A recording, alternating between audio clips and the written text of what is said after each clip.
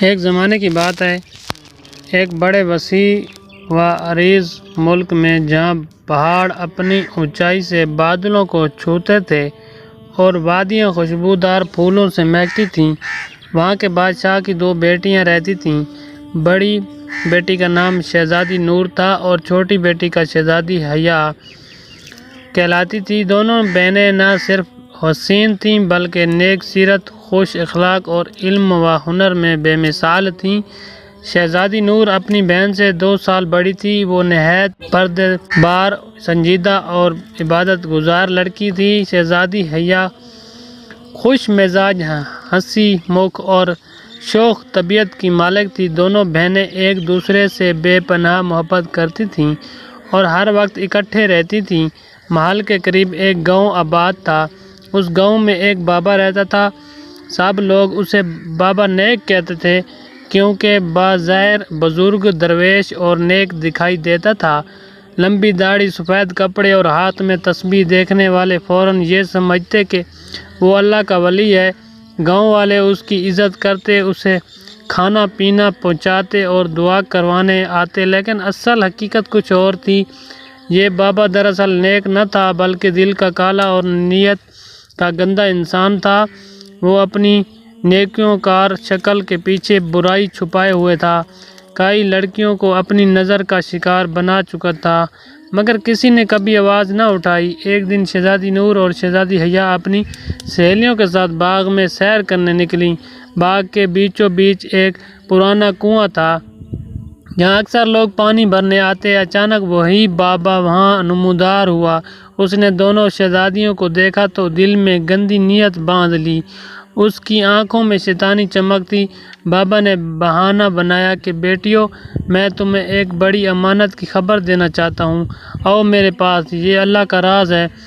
چونکن ایک دل تھی، انہوں نے سوچا کہ شاید واقعی کوئی خیر کی بات ہے، مگر جیسے ہی وہ قریب گئیں بابا نے بری نیت سے ہاتھ بڑھایا۔ شہزادی حیا ڈر کے پیچھے ہٹ گئی اور نور نے بلند آواز میں کہا، او بدبخت، ہم نے تجھے نیک سمجھا اور تو نے یہ گندی حرکت کی۔ بابا نے شیطانی ہنسی ہنسی اور بولا، تم دونوں میری مرضی کے بغیر یہاں سے نہیں جا سکتی، آج تم میرا شکار بنو گی۔ یہ سنتے ہی دونوں شہزادیوں اللہ کے حضور فریاد کرنے لگیں۔ ان کے دل میں خوف تھا لیکن ایمان مضبوط تھا۔ وہ رو رو کر کہنے لگیں، یا اللہ، ہمیں اس ظالم سے بچا لے۔ اچانک ہوا کا جھونکا چلا، فضا میں نوری کرنیں پھیل گئیں، دور سے اذان کی آواز گونجنے لگی۔ وہ لمحہ تھا جب ربیع الاول کا مہینہ شروع ہو چکا تھا۔ اس بابرکت مہینے کی برکت سے اللہ نے اپنی رحمت نازل فرمائی۔ اچانک بابا کے قدم زمین میں دھنسنے لگے۔ وہ جتنا ہاتھ پاؤں مارتا اتنے ہی نیچے جاتا۔ وہ چیخنے لگا، مجھے بچاؤ، مجھے بچاؤ، معاف کرو۔ لیکن شہزادی نور نے کہا، جس نے دوسروں کی عزت پر بری نظر ڈالی اس کے لیے زمین کا عذاب ہی کافی ہے۔ شہزادی حیا نے قرآن کے آیات تلاوت کی، ان اللہ یدافع عن الذین آمنوا، بے شک اللہ ایمان والوں کی طرف سے دفاع کرتا ہے۔ یہ سنتے ہی بابا زمین میں دھنس گیا اور صفحہ ہستی سے مٹ گیا۔ اس کے بعد آسمان پر روشنی چھا گئی۔ جیسے ہی ربیع الاول کا چاند کی کرنوں میں زمین کو چھوا، پورا باغ خوشبو سے بھر گیا۔ پرندے نغمے گانے لگے اور شہزادیاں سجدے میں گر گئیں۔ انہوں نے اللہ کا شکر ادا کیا، اس نے انہیں بچا لیا۔ عبرت کا نشان، اس واقعے کے بعد گاؤں والوں کو بھی بابا کی حقیقت کا پتہ چل گیا۔